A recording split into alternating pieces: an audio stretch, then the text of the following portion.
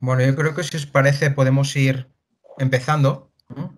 Supongo que se irá uniendo gente una vez que esté ya la presentación lanzada.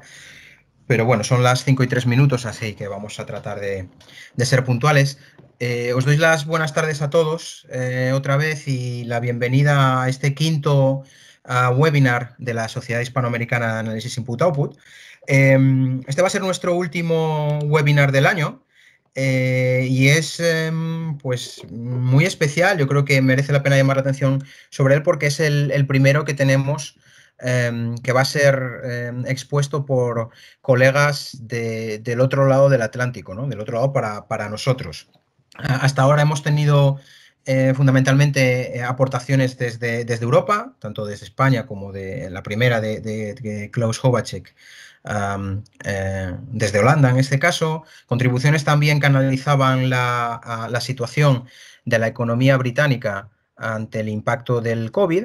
Y este es el primero de los seminarios que va a tratar estos efectos económicos desde una óptica hispanoamericana, por lo que, como os decía, creo que es de especial interés. Es un placer para mí pues presentar este seminario. El título es el que ya conocéis, Costos económicos de cierre de las actividades no esenciales por la pandemia COVID-19. Análisis multisectorial y regional con modelo SAM es un trabajo aplicado para la economía mexicana. Los ponentes que tenemos el gusto de contar hoy con ellos son Alejandro Dávila Flores y Miriam Valdés Ibarra, ambos investigadores del CONACYT y de la Universidad Autónoma de Coahuila. En un minuto les voy a ceder la palabra. Simplemente me voy a demorar un minuto más para recordaros la dinámica, la mecánica de estos webinars. Os rogaría, por favor, que tuvieseis todos, excepto los ponentes, claro está, vuestros micros silenciados y que los mantengáis así durante la presentación. Las preguntas que queráis hacer llegar a tanto a Alejandro como a Miriam las vamos a recoger todas al final. Trataremos de daros la palabra según vais levantando la mano virtual que tenéis en Microsoft Teams. Si alguien prefiere hacer preguntas vía chat, también es posible. Por favor, escribir vuestra pregunta en el chat y trataremos también de hacérsela llegar a Miriam y a Alejandro. Y no mucho más. Recordaros también que, como siempre, la sesión, el seminario de hoy, lo estamos grabando y, por lo tanto, entendemos que si permanecéis en la sesión, pues dais vuestro consentimiento tácito. Sin más por mi parte, nada, cedo la palabra a Alejandro y a Miriam. No sé en qué orden vais a empezar con vuestra presentación, pero nada, adelante, todo vuestro. Gracias. Pues muchísimas gracias, muy amable Esteban.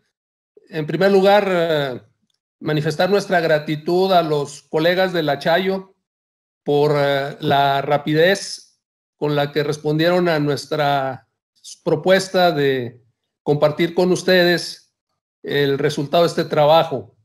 Y también felicitarlos por su gestión al frente de la Sociedad Hispanoamericana de Análisis Input-Output y expresar nuestros mejores deseos a quienes asumen el relevo a partir del año próximo.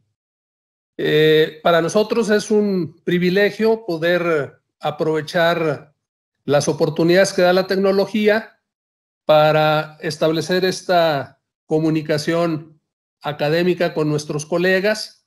Y lo que queremos presentar ahora es, como bien lo dijo Esteban, el resultado de un trabajo aplicado, destinado fundamentalmente a hacer una evaluación de los costos económicos que tuvo el cierre de las actividades no esenciales por la pandemia por COVID-19 en el caso de México.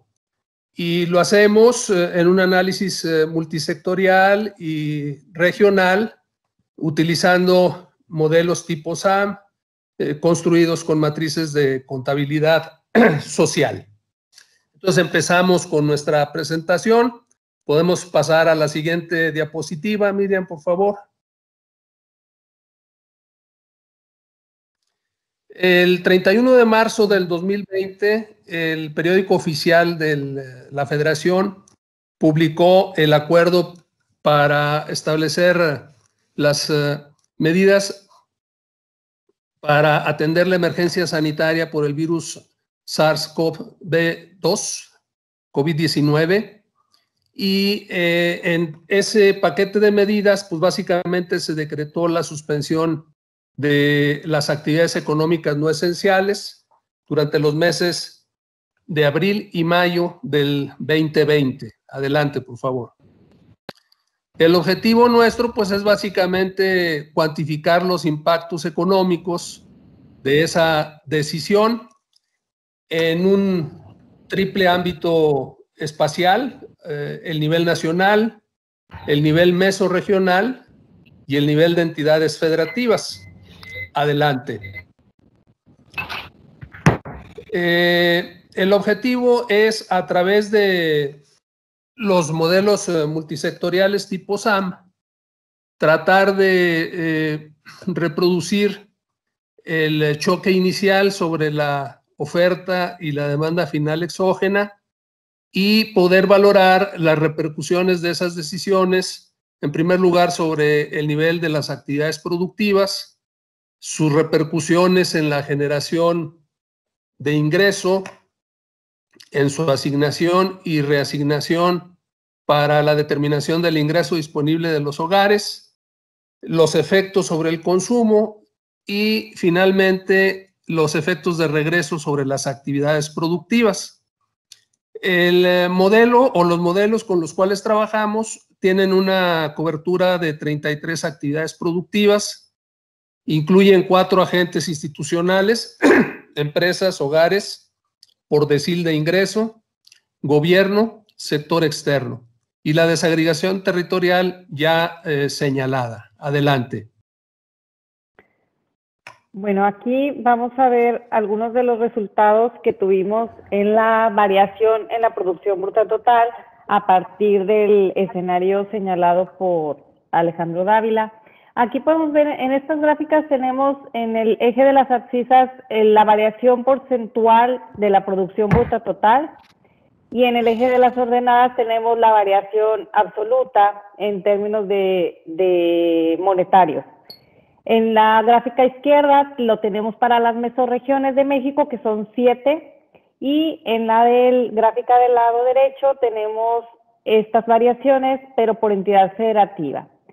Si analizamos la gráfica por mesorregiones, aquí podemos ver que la región centro sobresale por ser la región con mayor variación o con mayor impacto en términos absolutos, que va hasta a una pérdida de 1.200.000. Pero en términos relativos podemos ver que no es la más importante, sino que estas dos regiones, la noroeste y la noreste, que es prácticamente la frontera norte del país con Estados Unidos, son las regiones que tienen mayores pérdidas relativas, que van alrededor del menos 11%. El tamaño de la burbuja es la variación absoluta. Entonces aquí podemos ver también cómo las regiones del sur y la Golfo Sureste son las regiones que tienen menores variaciones porcentuales. Entonces en esta gráfica se puede observar muy bien la disparidad del impacto en la producción bruta total en las regiones, cómo es tan diferente de una región a la otra. Y ya en la gráfica de la derecha, cuando lo vemos por entidad federativa, podemos observar también esta disparidad de impacto, donde los impactos absolutos sobresalen en las ciudades del centro del país, como es la Ciudad de México y el Estado de México, pero ya cuando nos vamos al impacto, a ver el impacto en términos relativos, vuelven a sobresalir las entidades federativas que están al norte del país, que son Chihuahua, Sonora, Coahuila y Baja California. Aquí podemos observar estas burbujas pequeñas que están en el extremo superior derecho. Estas prácticamente tienen un impacto que es la cuarta parte de las entidades que tienen mayor impacto, y su impacto en términos absolutos es muy distinto. Esto está, ya después lo vamos a ver, pero está correlacionado prácticamente con las estructuras económicas. ya que la estructura económica de cada entidad federativa es distinta y de hecho cuando ya lo vemos cómo afecta a la parte sectorial, podemos ver que las actividades económicas que sufren mayor afectación en el valor bruto de la producción es la construcción, la industria del equipo de transporte, la maquinaria, la industria de equipos y accesorios en general, la industria de petroquímica, plástico y hule, servicios inmobiliarios y comercio al menudeo. Por tanto, aquellas regiones que estén más basadas en este tipo de actividades económicas son las regiones que presentaron un mayor impacto, y es por esto que, dado que estas actividades tienen mayor presencia en la frontera norte del país, es por esto que las entidades de la frontera norte tienen mayor impacto. Tan solo estas 6 actividades de las 33 actividades productivas absorbieron el 60% de toda la afectación en la producción. Esta es una lámina que la dejamos para si la quieren consultar en el detalle. En cuanto al impacto sobre el empleo, se observan pautas muy similares. A nivel nacional, se obtuvo como resultado de la simulación una contracción de 3 millones, casi 500,000 empleos formales e informales. Estas pérdidas de empleo se concentraron en 4 de las 5 regiones, que es la centro, noreste, noroeste y altiplano centro-norte del país. Aquí podemos ver dónde están ubicadas en México. Y casi 6 de cada 10 de estos empleos que se perdieron en 10 entidades de la República, que son Chihuahua, Baja California, Sonora, Coahuila, Baja California Sur, Quintana Roo, Nuevo León, Jalisco y Estado de México. Aquí podemos ver que son prácticamente toda la frontera norte y algunas entidades que tienen otras particularidades que más adelante se van a comentar. 2/3 de esta pérdida de empleo se concentró en 6 de las 33 actividades económicas. Las actividades económicas que tuvieron mayor impacto en empleo son construcción, servicios de apoyo de negocios, servicios de comercio al menudeo, equipo de transporte y maquinaria y equipos. Si se fijan aquí, las actividades que tienen mayor impacto en empleo difieren un poco a las actividades que tienen mayor impacto en producción debido a la intensidad, trabajo, capital que tiene cada una de ellas. Esta es la gráfica de variación de empleo, que es la misma que mostré para la producción bruta total. Aquí podemos ver que en cuanto a mesorregiones el comportamiento es muy similar al que presenté para la producción bruta total, pero para las entidades federativas aquí se puede ver que hay unas pautas un poco diferenciadas. Aquí en la región de mayor impacto en términos relativos sigue siendo las entidades de Sonora, Baja California, Coahuila, Baja California Sur y Quintana Roo, que este es un estado dedicado al turismo, y estos impactos son más fuertes que los que presentaron en la producción. Aquí llegan a ser hasta del menos 12%. La Ciudad de México sigue sobresaliendo por impacto en términos absolutos, sin embargo, en términos relativos se sitúa más o menos en la media. Y estos estados de Nuevo León, Estado de México y Jalisco, que son estados ubicados en el centro, norte y occidente del país, se ubican en la media tanto de términos relativos como de términos absolutos. Si quiere, continuamos, doctor. Aquí vamos a ver, hablar un poco acerca de los impactos sobre el Producto Interno Bruto y el Producto Interno Bruto per cápita.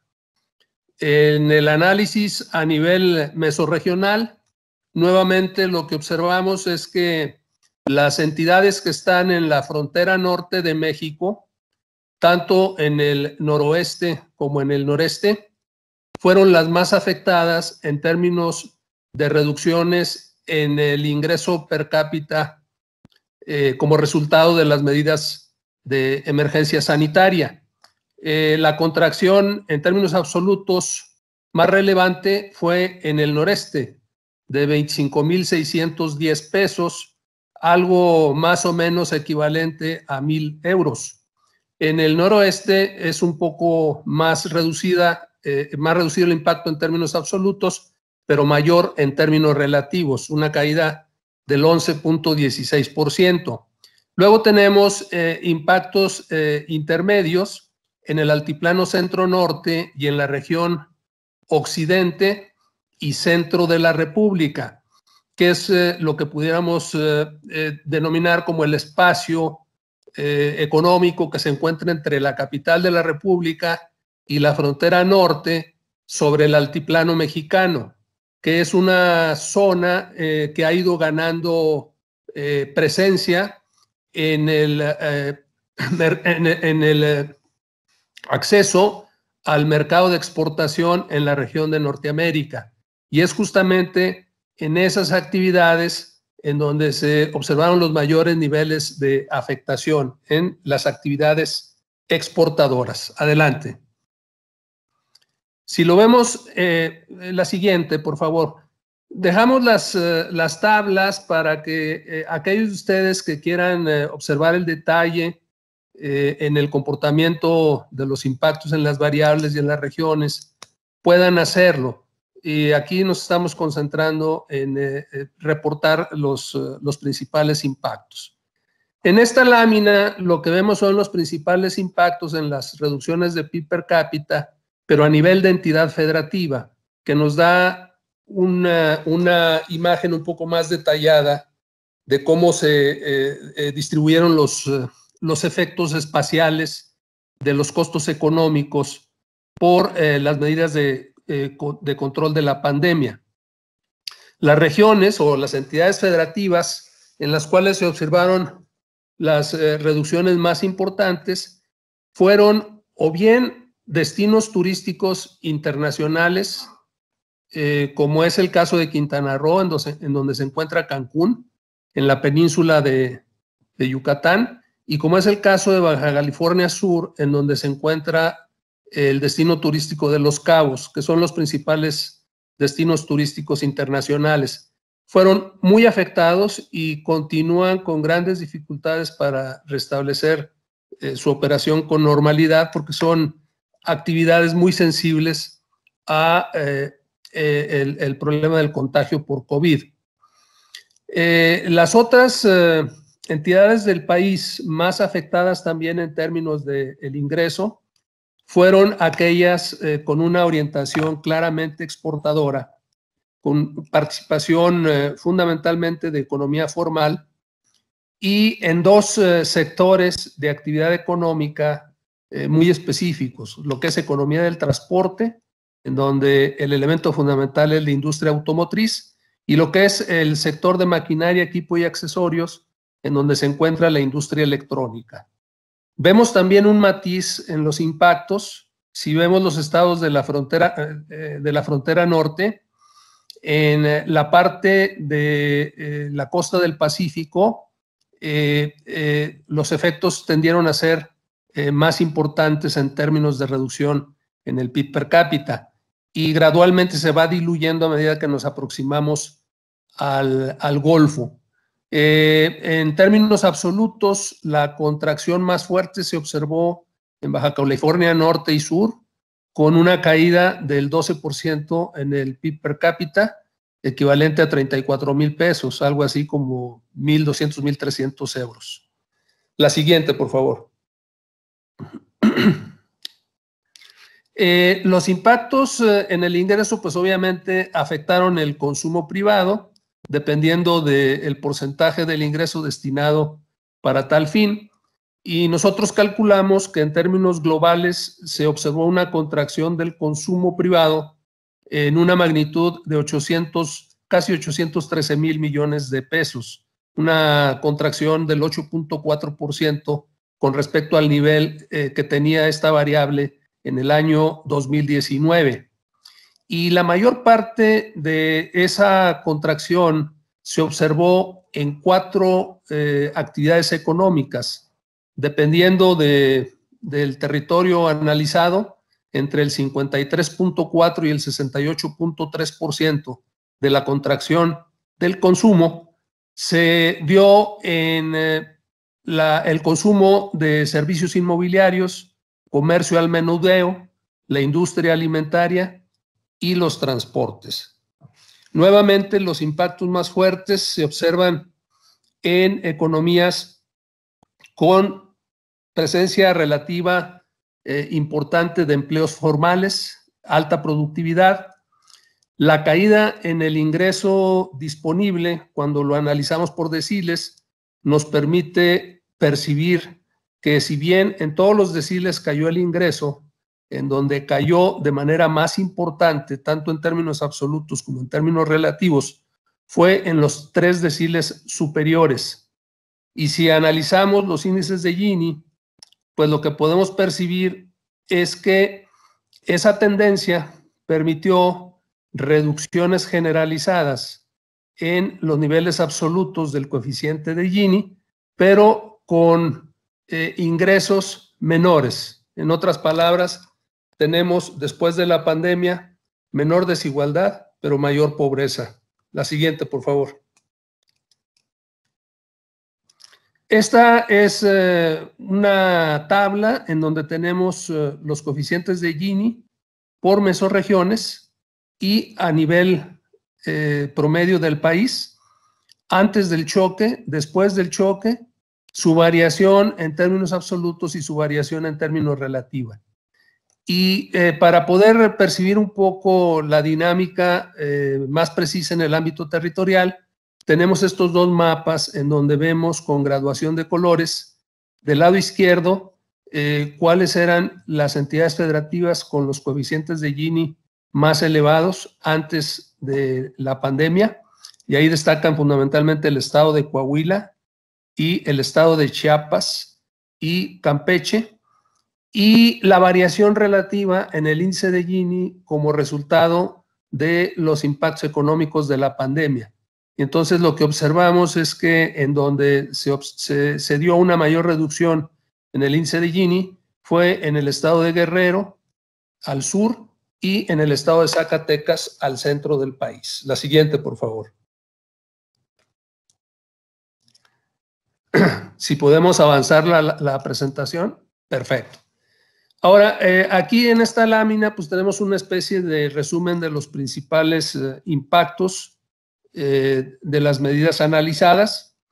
En el ámbito nacional, esos 2 meses de cierre en actividades no esenciales provocaron una contracción en el valor bruto de la producción que nosotros estimamos en 2.38 billones de pesos, equivalente al 8.6% con respecto al nivel del 2019. Y también en el ámbito nacional observamos caídas en el PIB per cápita del 7 y 7.9% respectivamente, en el ingreso disponible del 6.5%, en el ingreso disponible por habitante de menos 7.4% y contracciones en el consumo privado de menos 6.4% y de menos 7.3% por habitante cuando consideramos el incremento en la población en este año. En el ámbito nacional, la pérdida de Producto Interno Bruto por cada mexicano fue equivalente a 12,591 pesos, algo alrededor de los 500 euros, una contracción de 7,006 pesos en el ingreso disponible y de 4,136 pesos en el consumo privado. 4/5 partes del desplome en la producción, es decir, poco más del 80%, se dio en esa parte del territorio nacional más vinculado hacia el sector exportador. Es decir, el territorio que se encuentra entre la Ciudad de México y la frontera sur de los Estados Unidos, sobre el altiplano mexicano, que son la región centro del país, la región noreste, noroeste, que son las fronterizas, y el altiplano centro-norte de México, que ha sido una región con gran dinamismo en la penetración en las actividades de exportación en los últimos años.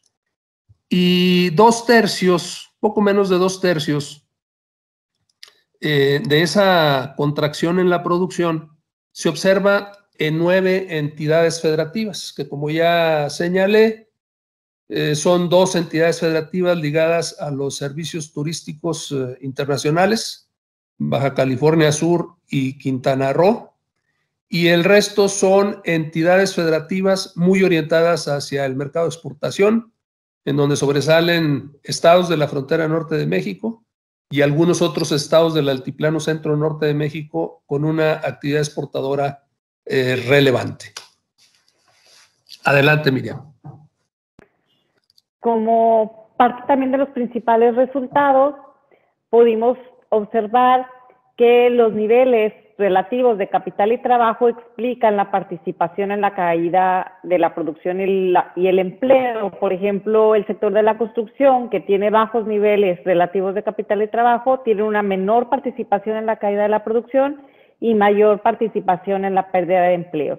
Y lo contrario sucede con los sectores que en este caso, por ejemplo, son la fabricación de equipo de transporte y de maquinaria, equipo y accesorios.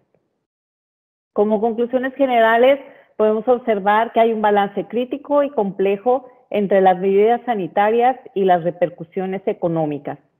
La evidencia sugiere redefinir los criterios empleados para la clasificación de actividades esenciales y no esenciales y digamos que poner un enfoque especial a la capacidad que tienen los sectores para generar valor, ponderándose especialmente aquellas actividades que sean formales y que puedan proveer de espacios y sistemas de trabajo que facilitan la instrumentación de las medidas sanitarias en el ámbito laboral y no necesariamente que estén ligadas a la categorización como lo hizo el gobierno federal.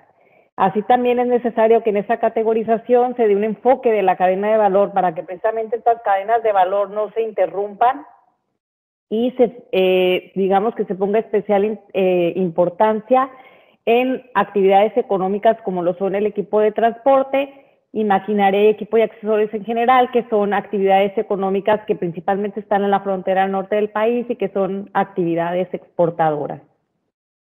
El debate en torno a las medidas de política monetaria y fiscal para hacer frente a las consecuencias económicas de la pandemia es muy importante. En el caso de México, la reacción del Banco Central y los bancos comerciales ha sido rápida, oportuna y amplia. Sin embargo, el gobierno federal, en cuanto a acciones de políticas de estímulo fiscal, estas han sido muy marginales y ampliamente insuficientes, principalmente para las pequeñas y medianas empresas. Hasta en tanto la aplicación de una vacuna no permita controlar la pandemia, pues la incertidumbre va a prevalecer en la economía mexicana y especialmente en aquellos sectores económicos que son más sensibles a la diseminación del COVID, como lo son actividades relacionadas con la recreación o entretenimiento, servicios turísticos y el transporte masivo. Esto va a prolongar y entorpecer los procesos de recuperación económica.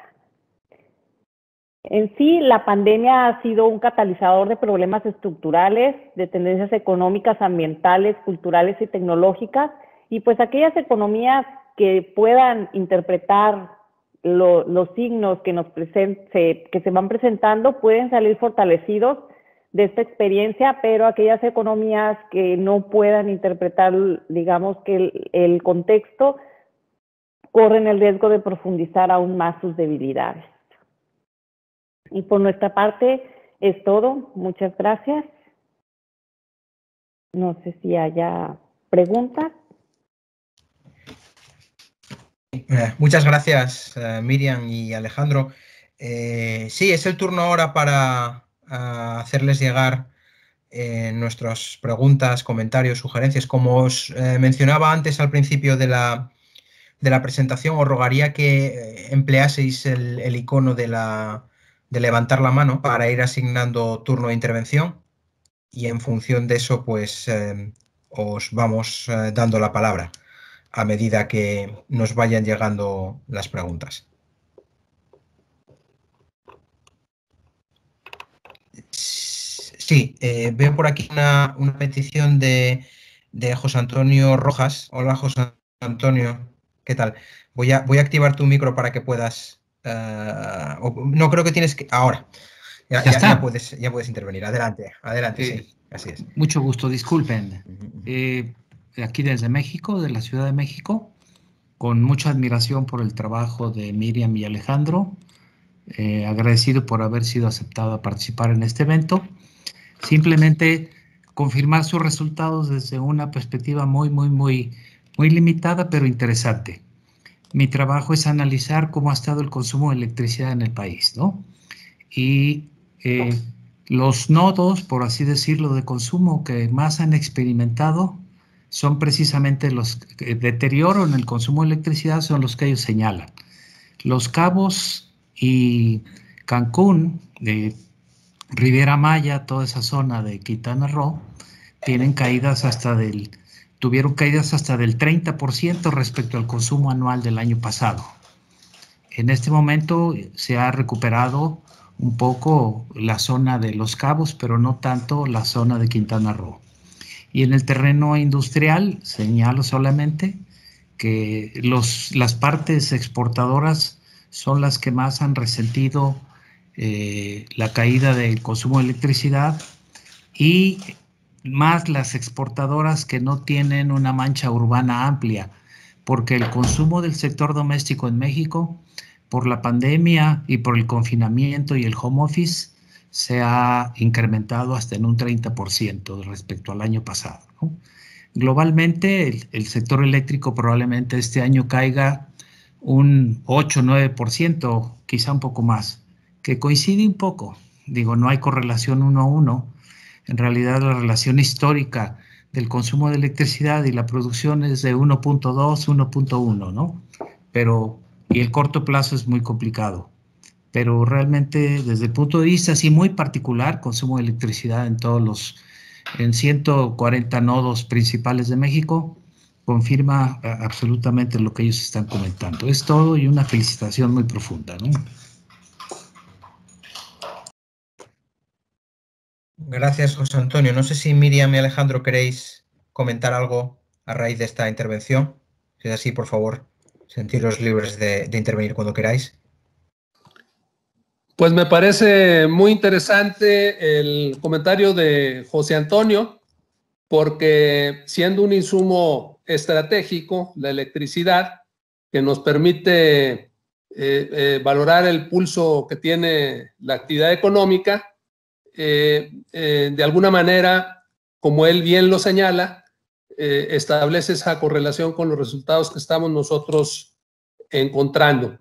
Pues qué gusto que podemos saludarnos en un evento en España, dos viejos amigos que fuimos compañeros en los estudios de maestría en economía en la Universidad Nacional Autónoma de México, y que seguimos compartiendo una gran amistad, y que podemos saludarnos a través de esta plataforma, estando él en la Ciudad de México y yo en el norte de la República, en Saltillo. Y además con una escenografía maravillosa, esas plantas de flores de Nochebuena que alegran los corazones. Un abrazo, Toño. Un abrazo, Alejandro, un abrazo, Miriam, felicidades, y muchas gracias a todos los compañeros de la sociedad, ¿no? Y muy agradecidos por acá desde la Facultad de Economía de la Universidad Nacional a sus órdenes, ¿no? Gracias, doctor. Gracias, José Antonio. Bueno, no sé si va a animarse más gente a hacer preguntas. Estoy viendo por aquí alguna, perdón, que no. Jorge, sí, perdona, que no te tenía identificado. Veía tus iniciales, pero no me daba cuenta que eras tú. Adelante, por favor. Hola, bueno, muchas gracias por vuestra presentación, muy interesante, por supuesto, Alejandro, Miriam. Conocer más un poco sobre cómo ha sido el impacto de la pandemia en México, pues a todos nos es de interés. Y bueno, yo mi pregunta un poco tiene que ver con cómo y en qué medida o cómo habéis podido identificar bien los impactos sobre esa gran parte de economía informal que existe en México, ¿no? O sea, todos sabemos que realmente representa un porcentaje muy elevado de PIB dentro de la economía mexicana y claro, no sé hasta qué punto esa ausencia realmente de información veraz sobre qué volumen representa esta economía informal dentro de la economía mexicana ha podido complicaros la vida a la hora de dar estimaciones acerca de cuál ha sido el impacto sobre la misma o en qué medida incluso se pueden estar infraestimando o sobreestimando los impactos, ¿no? Es mi pregunta porque es un tema que me preocupa y soy conocedor de esa realidad económica en México y me parece era una pregunta, una duda que tenía. Gracias.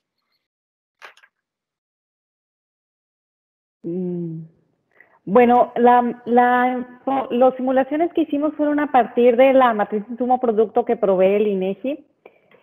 Esta matriz insumo-producto sí toma en cuenta la economía informal. Entonces, por esa parte, tenemos esa ventaja. Los censos económicos es cuando tenemos problema porque los censos económicos sí están basados nada más en la economía formal, pero aquí se basó en cuentas nacionales y cuentas nacionales sí toma en cuenta la economía informal. Aparte, INEGI publica estadísticas por sector económico de qué porcentaje y por entidad federativa de qué porcentaje de la economía es formal y qué porcentaje de la economía es informal. Si bien en el modelo nosotros no hacemos diferenciación entre qué parte de la economía es formal e informal, al salir estos resultados por sector y por economía, nosotros lo pudimos contrastar con otras bases de datos en donde realmente podemos saber que estos sectores, por ejemplo el de la industria automotriz y el de maquinaria y equipos, son sectores con mayor presencia de economía formal. Y hay otros sectores económicos que tienen mayor presencia de economía informal. Entonces, prácticamente estas actividades económicas que son exportadoras, sí, en base a las estadísticas que nos provee INEGI, son actividades económicas que tienen mayor economía formal. No sé si quiere agregar algo el doctor Dávila. Muchas gracias, Miriam. Pues darle las gracias a Jorge por su pregunta, muy, muy interesante. Efectivamente, en el caso de México, la economía informal genera poco más de un 50%.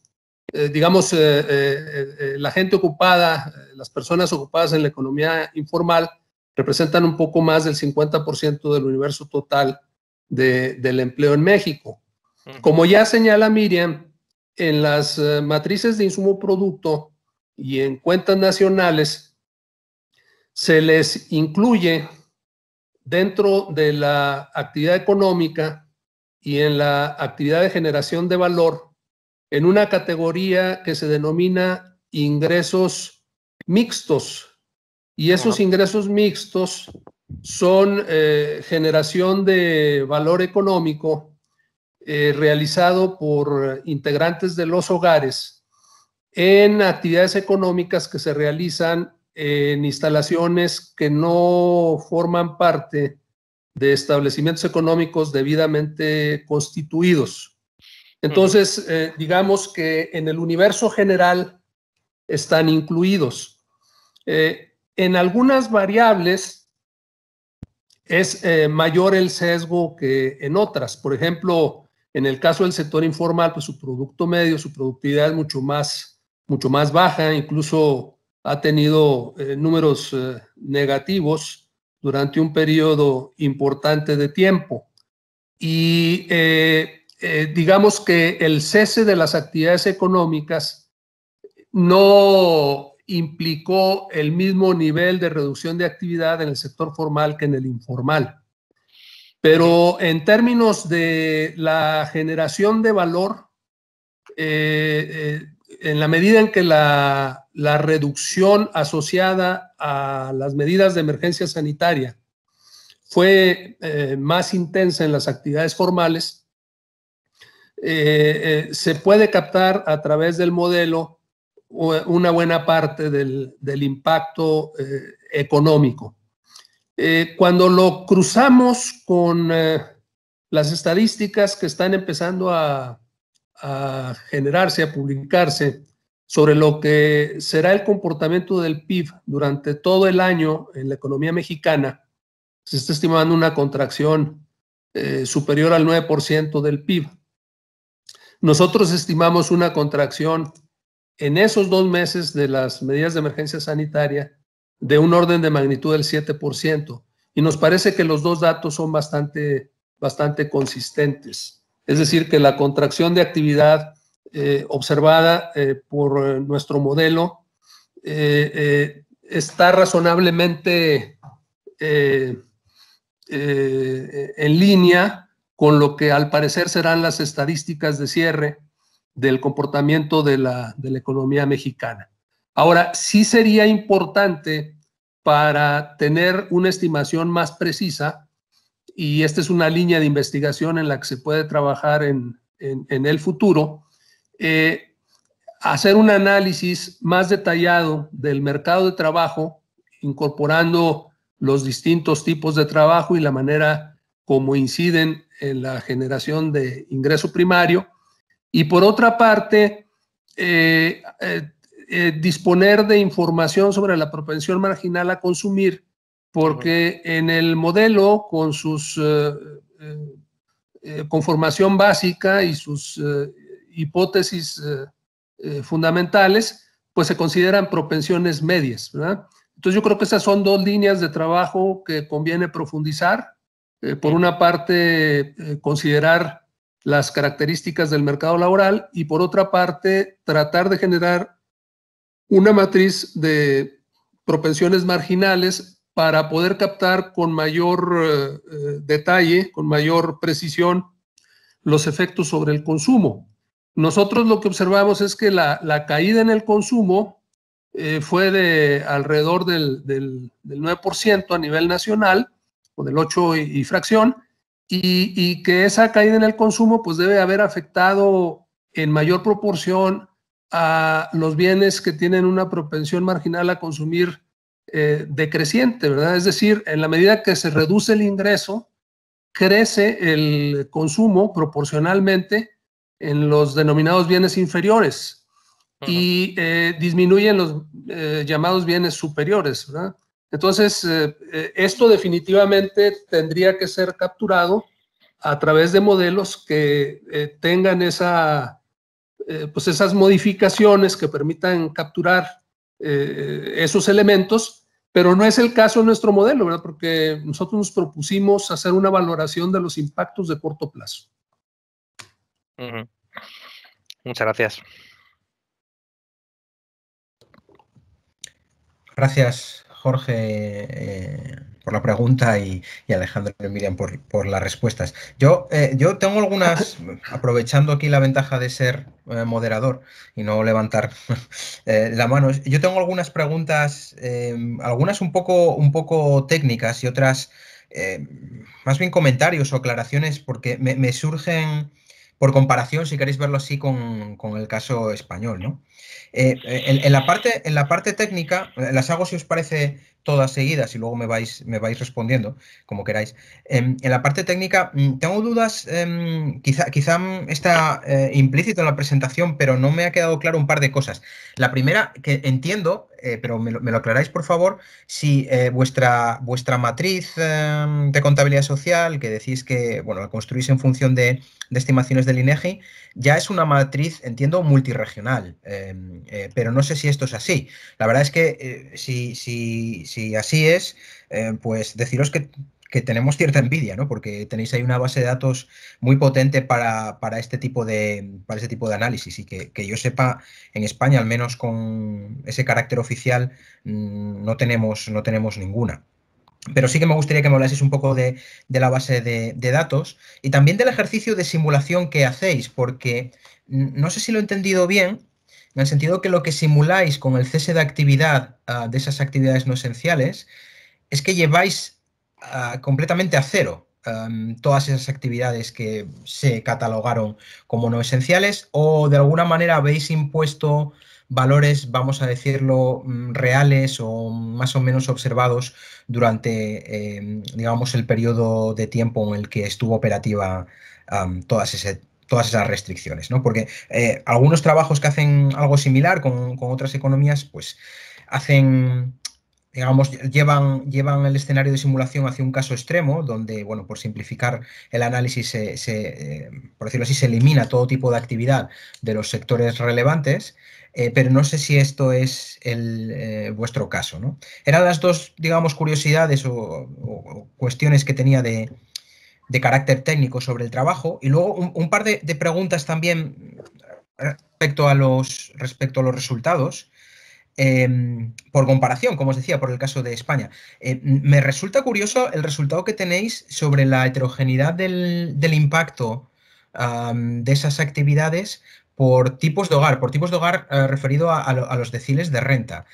Yo no conozco ahora mismo no me viene a la cabeza al menos ningún trabajo académico que haya hecho eso para el caso de España, pero mi sensación es que, y esto puede estar equivocado, es que el impacto en el caso de la economía española ha sido mucho más grande en los tramos bajos de renta. En el sentido de que, por ejemplo, muchas de las actividades que pese a que la actividad del sector ha parado, digamos, la actividad de sus trabajadores no, porque son trabajos altamente cualificados y que hasta cierto punto no requieren presencialidad. Dicho de otro modo, las actividades, los tipos de ocupación, digamos, con baja cualificación suelen requerir presencialidad y suelen ir aparejados a niveles de renta más bajos. Entonces me ha chocado mucho ese resultado, pero probablemente tengáis una explicación para esto. Quizá en parte tenga que ver con el comentario de Jorge y con el tema de la economía, digamos, informal, y que muchas de estas actividades, muchas de estas ocupaciones, pues sí que están, digamos, mayoritariamente en la economía informal. Y luego una duda, una aclaración. ¿Estáis simulando una política que se ha implementado a nivel federal, a nivel nacional, pero no sé hasta qué punto las entidades federativas, los estados de México, son autónomos a la hora de tomar decisiones por su cuenta, ¿no? Porque llevándolo otra vez a la comparación con España, durante la primera ola, las primeras medidas de restricción se implementaron básicamente a nivel nacional. Y luego, en fases, digamos, siguientes, las diferentes comunidades autónomas adecuaron su política, vamos a llamarla sanitaria o de restricciones, dependiendo de la situación sanitaria de su respectiva región. No sé si esto ha sido así para el caso de México o si juega un papel relevante en todo caso en vuestro análisis, ¿no? Porque sí que es verdad que os concentráis en un periodo de tiempo muy determinado donde supongo que operaba únicamente la decisión implementada a nivel federal. Ya os digo que eran unas cuantas cosas. Contestad como veáis, en el orden que veáis y como podáis, ¿no? Gracias. Muchas gracias, Esteban. Muy estimulantes tus comentarios y preguntas. Y eso es algo que nos motivó mucho a participar en este foro, para juntarnos con los que saben y que nos ayuden a profundizar en nuestros análisis. Entonces, con respecto al primer comentario de carácter técnico, no es un modelo multirregional. Son 39 modelos birregionales y un modelo nacional.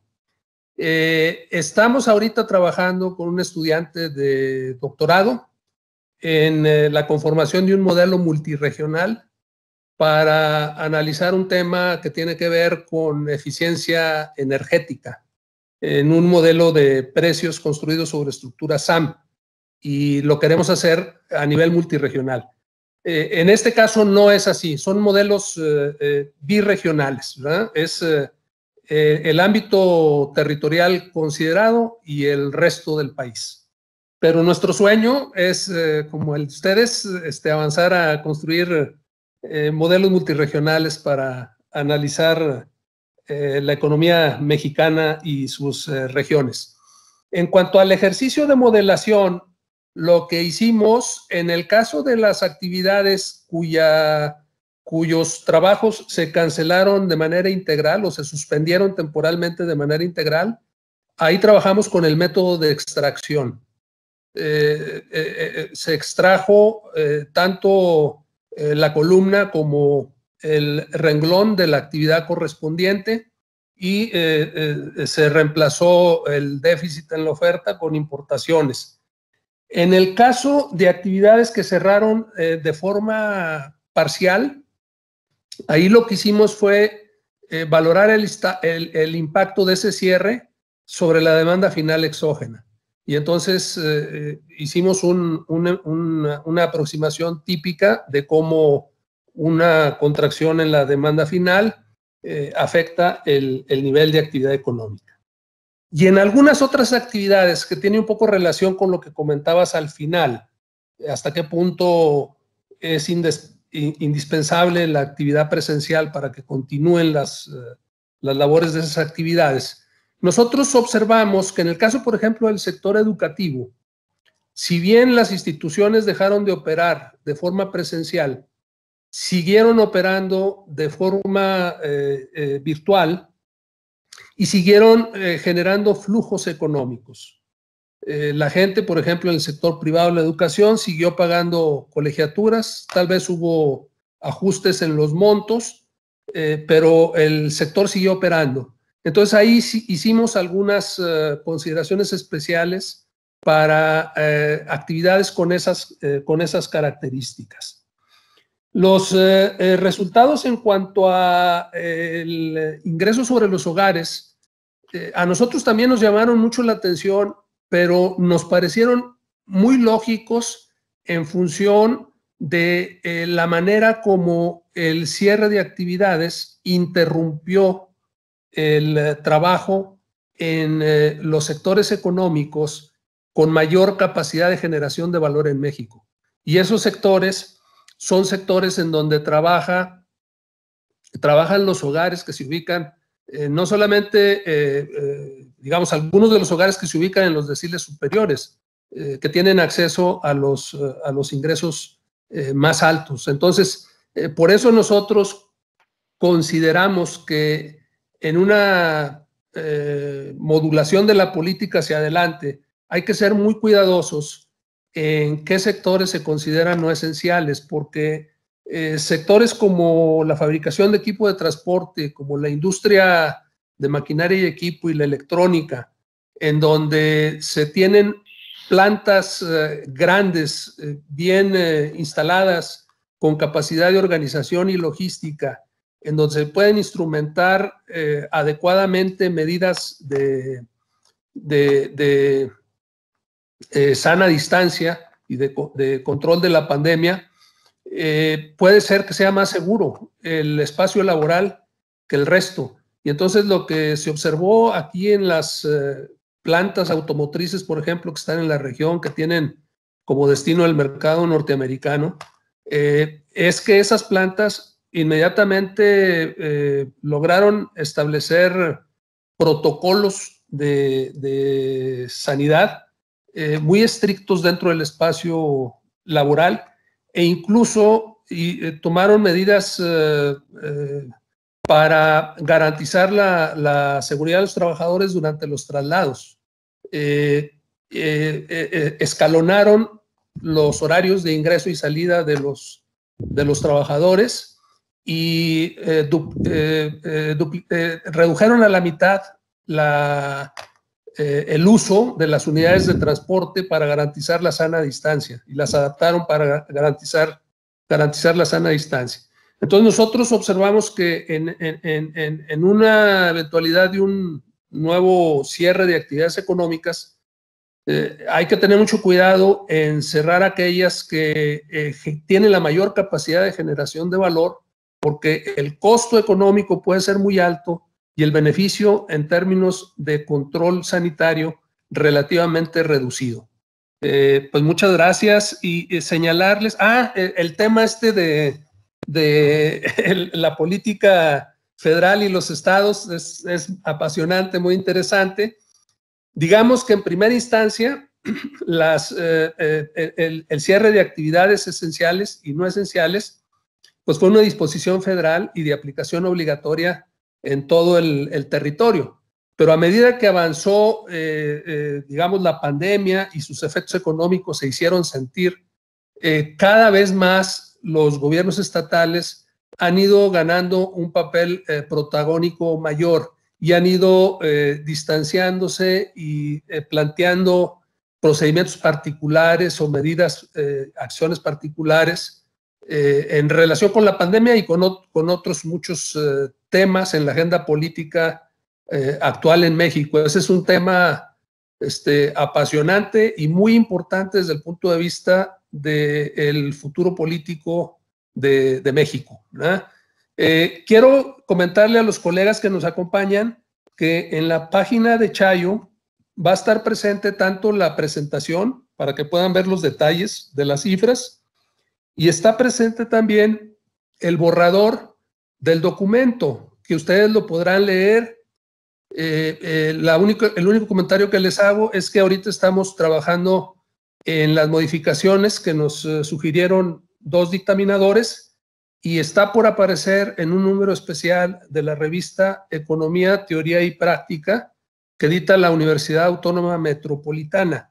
Tan pronto tengamos esa información, se la haremos llegar a los socios de la Chayo para que la pongan a disposición de todos los agremiados y de los interesados. Muchas gracias. Miriam, creo que quiere decir algo. Sí, yo nada más quería agregar de forma muy breve que el INEGI aún no provee matrices regionales, porque no sé si por ahí iba la pregunta de Esteban.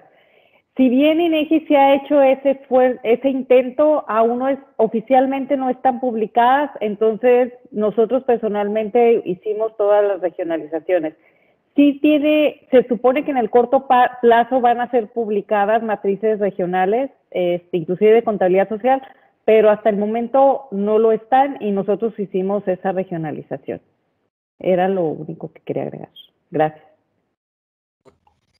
Gracias a vosotros, tanto a Alejandro como a Miriam por las respuestas y aclaraciones. Hay una petición más de palabra por parte de Alejandra Elizondo.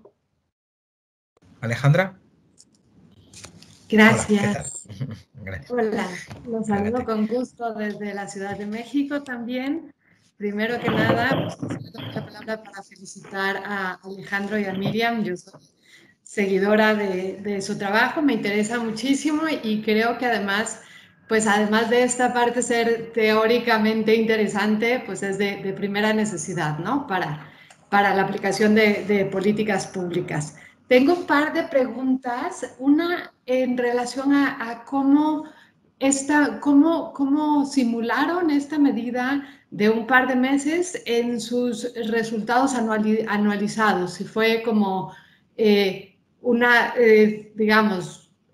sexta parte del resultado o si brincó inmediatamente a la actividad normal o cómo hicieron esta introducción.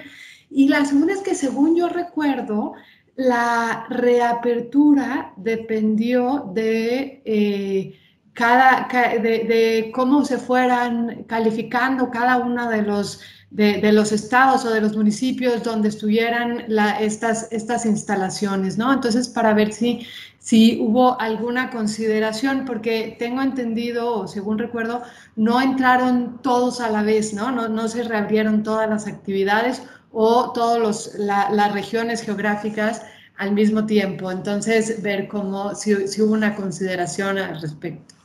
Y felicidades a la Chayo y encantada de participar, de haber escuchado esta conferencia tan interesante. Bueno, hola Alejandra, muchas gracias por tu pregunta y gracias por asistir. Ahí lo que nosotros hicimos fue, como dijo el doctor, primero modelamos las actividades esenciales a nivel de clase de actividad, o sea, al nivel más desagregado, luego lo agregamos y entonces imputamos un porcentaje de restricción por medio de extracción a la matriz. Aquí lo que hicimos fue obtener resultados anuales, o sea, porque lo hicimos sobre una matriz anual. Pero luego ese resultado digamos que lo dividimos entre 6, precisamente para sacar el impacto bimestral. Aquí no modelamos ninguna reapertura, o sea, realmente lo que se hizo fue, dado que la política del gobierno federal fue cerrar estos 2 meses todos los estados, y luego ya la apertura fue siendo diferente para cada entidad federativa, entonces nosotros nada más simulamos esta parte esta política homogénea que fue para todas las entidades, que fue precisamente cerrar abril y mayo todas las actividades no esenciales. Entonces, así es como lo hicimos. Solo agregar a lo que comenta Miriam, que efectivamente así fue como lo hicimos, que en el seguimiento que hemos tenido de las publicaciones periódicas de INEGI, en la información sobre la actividad económica, de la producción, del empleo, de las distintas variables, lo que vemos es que el impacto fundamental de la contracción efectivamente se dio en los meses de abril y mayo, ¿verdad? Y después pues ha habido un proceso de recuperación que desafortunadamente ha ido debilitándose, en particular porque las actividades más sensibles a los contagios pues nunca han podido restablecer plenamente su actividad. Muchas gracias nuevamente por las preguntas y por las aclaraciones. Tenemos un turno de palabra pedido por parte de Alejandro Cardenete. Alejandro, cuando quieras. ¿Qué tal? ¿Qué tal? ¿Presidente o presidente saliente o estamos en esa transición? Esteban. Solamente primero pedido disculpas porque no he podido incorporar no he podido escuchar a Alejandro y a Miriam, y como me siento parte del problema de que estén dando este seminario por haberlo enredado, pedirle a los dos disculpas, y me alegro de que efectivamente en este webinar tenemos muchos participantes también de Latinoamérica y de México, y envío un cordial saludo desde aquí, desde España. Lamento no haber estado con vosotros, y por lo poquito que he escuchado las preguntas he visto que ha despertado mucho interés. Así que os mando un saludo muy especial, Miriam, un beso, y Alejandro un fuerte abrazo desde Sevilla. Muchas gracias, Manuel. Ha sido un elemento muy importante en haber concretado la participación en este seminario. Lo extrañamos mucho en Saltillo. Estuvo con nosotros de visita hace 3 años y disfrutamos muchísimo su seminario. Tenemos recuerdos muy agradables de tu participación, Manuel, y esperamos que pronto se repita, que estos tiempos nos den la oportunidad en el futuro de poder reencontrarnos en contacto directo. Alejandro. Cuando me dejen salir del gobierno, que a ver si puedo, regresaré, no te quepa la menor duda. Excelente. Fuerte abrazo. Gracias, saludos. Muy bien, no sé si... Gracias, Alejandro, por tu intervención, y gracias por haber sido también partícipe de que tengamos aquí a Alejandro y a Miriam presentando hoy, que nos ayudó bastante a agilizar todos los trámites. No sé si algún asistente más quiere hacer alguna pregunta, algún comentario, sugerencia, y hacérselo llegar a nuestros ponentes hoy. Si es así, es el momento de intervenir. Y si no, pues creo que podemos ir cerrando la presente edición de este webinar. Sí que me gustaría intervenir para de verdad cerrar este webinar, pues haciendo 3 cosas. Las 2 primeras las hacemos siempre, ¿no? Que es agradecer en primer lugar tanto a Alejandro como a Miriam su excelente presentación. Encantados de que se hayan animado a contribuir en esta serie de webinars y que nos hayan aportado su visión acerca de estos impactos económicos para la economía mexicana. Como señalaba nuestro vicepresidente, pues está claro que ha suscitado mucho interés a raíz de todas las preguntas e intervenciones que se han planteado aquí. Muchas gracias de verdad por parte de la asociación. Gracias también, como siempre, a todos los asistentes por participar en un evento más de la asociación, lo cual pues revela que, como hemos estado comentando, creemos que ha sido un acierto impulsar esta esta serie de webinars en función de vuestra respuesta. Y finalmente sí que querría intervenir, pues bueno, trasladándoos información que probablemente ya conocéis, y es que, como mencionamos en nuestra asamblea anual la semana anterior, o hace 2 semanas, ya no recuerdo, hace pocos días en todo caso, pues en este mes de diciembre termina el mandato de la Junta presente, y a partir de enero del año que viene, pues entra una nueva Junta. Una nueva Junta que es parte continuación y parte renovación, ¿no? Porque hay caras nuevas, gente joven y nuevas ideas que estoy seguro de que lo van a hacer muy bien. De hecho, muchos de ellos están aquí hoy como asistentes, y en particular la nueva presidenta, o la presidenta electa o proclamada, no sé ya el estatus administrativo legal que tiene, que es Rosa Duarte, de la Universidad de Zaragoza, que la veo por aquí, no sé si quiere intervenir. Rosa. Felicidades, presidenta. Aquí estoy. Bueno, felicitaros, ¿vale? Como ya he hecho en otras ocasiones, por esta iniciativa de los seminarios, y felicitaros a toda la Junta y a ti, Esteban, en particular, pues por todo lo mucho y lo bien que lo has hecho estos 4 años. La verdad que empezamos esta nueva etapa con mucha ilusión y con mucho sentido de responsabilidad, ¿no? Y con un poco el sentido de que tenemos que devolver un poquito a la asociación todo eso que también ella hace con nosotros. Entonces, bueno, pues desde esa voluntad de servicio y intentando pues hacerlo lo mejor posible y seguir un poco vuestros pasos, pues nos incorporamos a este proyecto y bueno, y esto, como ya hemos dicho muchas veces y como ya todos sabemos, pues es un proyecto de todos y donde esperamos contar con la colaboración de todos. Entonces, bueno, pues todas vuestras ideas, inquietudes y apoyo y críticas y todo lo que queráis, pues van a ser, como siempre, muy bienvenidas. Muchísimas gracias, Esteban, y ahora descansar. Gracias a ti, Rosa, gracias por tus palabras y bueno, nada, reiterar que ya sabéis que estamos aquí para lo que queráis, que podéis contar con nosotros, encantados de colaborar, y nada, mucho ánimo, que peor que este año yo creo que no nos lo vamos a encontrar, y seguro que a partir del año que viene las cosas van a mejor. Pues nada más por mi parte. Con esto cerramos la edición de hoy. Desearos nuevamente pues felices fiestas, felices Navidades y lo más feliz posible año nuevo a todos, y nada, que estéis todos muy bien con vuestras familias y seres queridos, y espero veros pronto, como os decía la otra vez, en persona. Esto de los webinars está muy bien, está funcionando muy bien. Supongo que continuaremos con ellos, pero donde esté el contacto personal, pues eso, que se quite Teams. Un abrazo para todos de verdad y cuidaros. Nos vemos en León. Nos vemos, a ver si es verdad. Nos vemos. Feliz Navidad. Feliz Navidad. Igualmente. Felicidades, muchas gracias.